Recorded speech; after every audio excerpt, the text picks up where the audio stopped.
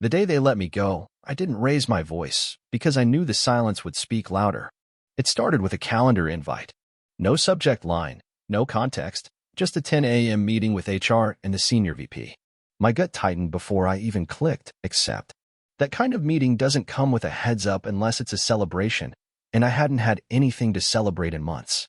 I walked into the conference room where I'd once closed seven-figure deals, and they didn't even offer me a chair. The senior VP, Greg, didn't make eye contact, just cleared his throat and said, "We've been informed that you recently met with a competitor." I said nothing. Given the nature of your role and the level of access you've had to sensitive client data, we've decided this constitutes a breach of internal trust. The HR rep handed me a folder.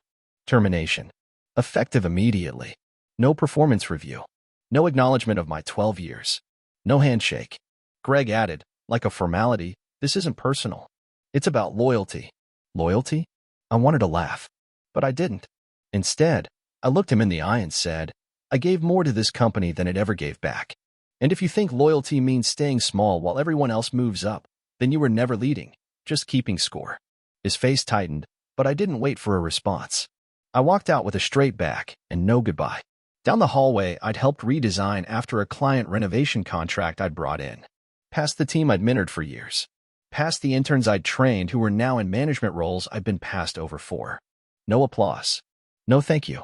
Just quiet footsteps and the knowledge that the door closing behind me wasn't the end. It was the reset. And for the first time in years, I wasn't afraid. I was free. There's a special kind of heartbreak in realizing the place you gave your best years to never saw your worth until you walked away. I drove home without turning on the radio.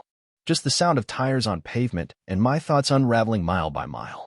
It's strange how quickly the identity you spent years building can be erased by someone else's signature. 12 years. I started in a cubicle with a used desk and a hand-me-down laptop. I stayed late, said yes to every stretch assignment, led projects no one else wanted. I brought in clients that put our name on the map. When the company was struggling, I flew cross-country 3 times in a week to land a deal that kept our quarter in the black. I never missed a deadline. I missed birthdays, anniversaries, sleep, but not deadlines. I remember my first performance review. Promising. My second, reliable. My fourth, solid, but not quite leadership material. That one stuck. 3 times I applied for promotion. 3 times I was told to wait my turn. And each time, I stayed. Because I thought loyalty mattered. Because I believed hard work would eventually speak louder than politics. Because I hoped someone up top was paying attention. They weren't. They smiled in meetings, quoted my numbers, clapped when I closed contracts, and kept passing me over. The more I gave, the more invisible I became. Until I started looking elsewhere. Just one meeting. A conversation over coffee. I didn't sign anything. I didn't send company secrets. But somehow they found out. And to them, that one conversation outweighed everything else I'd done. By the time I got home, the anger was there, not hot, but steady. Not blinding, but clear. I sat on my porch, watched the sun dip behind the rooftops, and felt something I hadn't let myself feel in years. I deserve better. Not louder. Not flashier. Just seen. They fired me for thinking about my future. Now I was finally free to build it. Sometimes the call that changes your life isn't loud. It just lands in your hands at the right moment. The call came 2 days later. I was still organizing old files, half-heartedly polishing my resume, when my phone buzzed. Unknown number. Normally, I let those go to voicemail, but something made me pick up. "Hi, this is Lauren Everett from Halston and King. You interviewed with us last week?" I sat up straighter. "Yes, of course." She didn't waste time. "We'd like to meet again. In person, as soon as possible." I was in their office the next morning. Different atmosphere entirely, modern, open, alive. People looked each other in the eyes here. They weren't running. They were moving forward. Lauren met me in the lobby. Sharp suit, sharper eyes.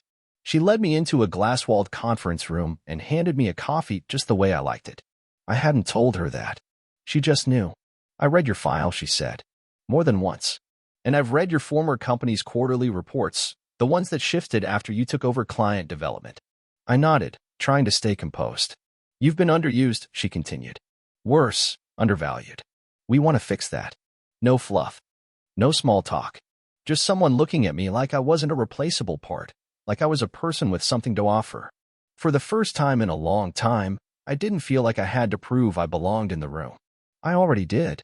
She slid a folder across the table. Let's talk specifics. As she laid out the role, the salary, the scope, I didn't feel fear. I felt alignment. And I realized something. My old company didn't fire me because I was disloyal. They fired me because I'd finally stopped asking permission to grow. And that was the most threatening thing of all. Sometimes the cleanest break isn't the loudest. It's a signature on the right paper and a quiet breath that finally feels your own. The offer arrived in my inbox the next morning. VP of Strategic Growth. A salary double what I was earning before. A dedicated team. Full autonomy over major client partnerships. A budget, not just for marketing, but for innovation, something I'd asked for years and never received. I read the email 3 times. And then I just sat there, alone at my kitchen table, looking at the contract with a pen in my hand and something sharp in my throat. Not grief. Not even joy. Relief. The kind that hits after years of being overlooked and told to wait your turn. The kind of relief that tells you, you weren't crazy.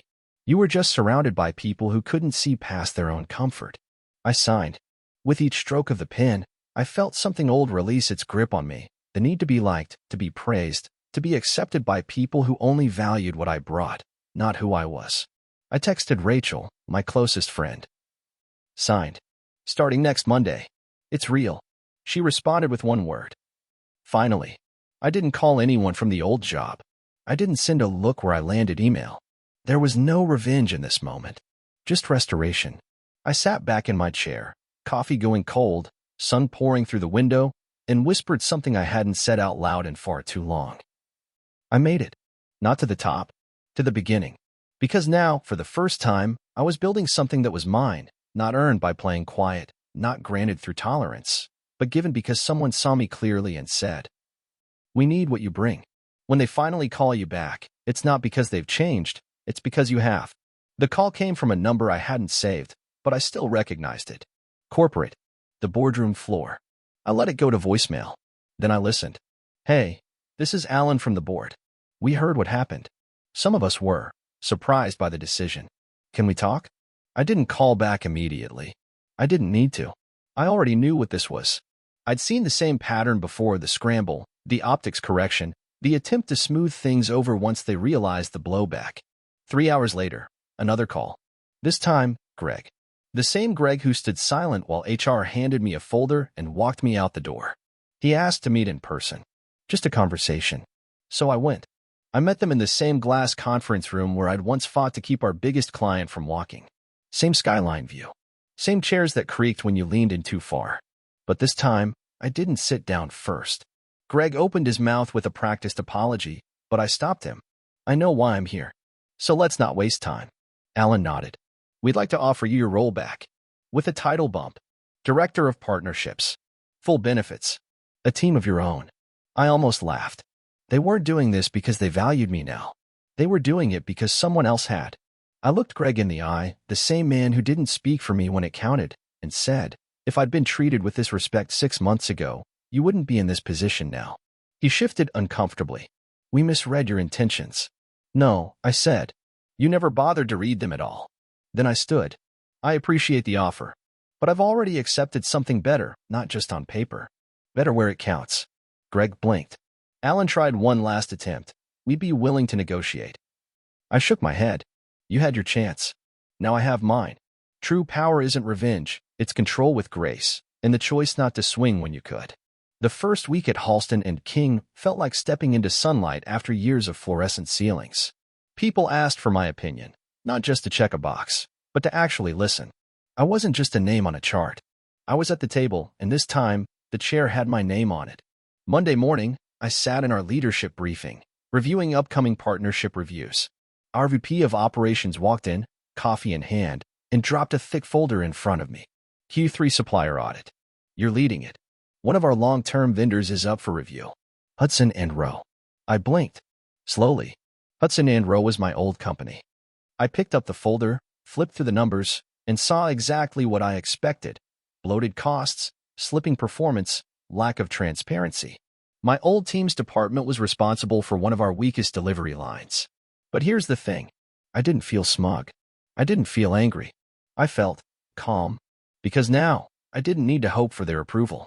I was the one holding the pen.